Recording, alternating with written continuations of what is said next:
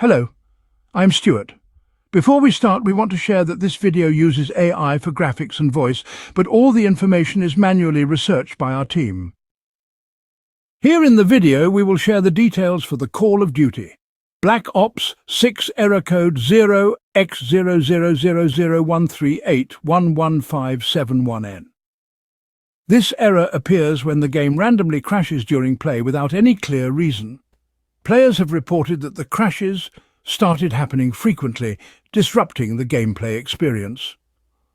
According to our research, the error seems to be related to graphics settings, VRAM usage, or in some cases, issues with the game installation or storage drive.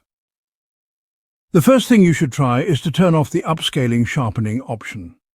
To do this, go to Settings, then select Graphics, then go to the Quality tab and turn off upscaling sharpening. Once done, check if the game still crashes.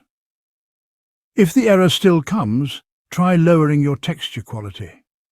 Go to Settings, then Graphics, and change the texture quality from max to high. After that, test the game and see if the crashes stop. If the error still persists, then next, try lowering the VRAM scale target. To do this, go to Settings, then Graphics, then select Quality, and reduce the VRAM scale target to 65. Once adjusted, check if the game is still crashing.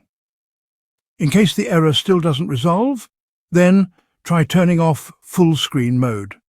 Go to the display settings and switch from full screen to windowed or borderless window mode and check for the issue again. If none of these steps works, then reinstall the game.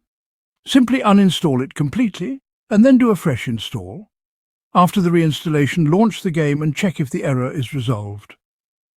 If you still get the error, then try moving the game to an external HDD. Some users reported that simply transferring the game to an external hard drive fixed the crashing issue. Once moved, launch the game and check if it plays smoothly. Thanks for watching. This is all we have for the error.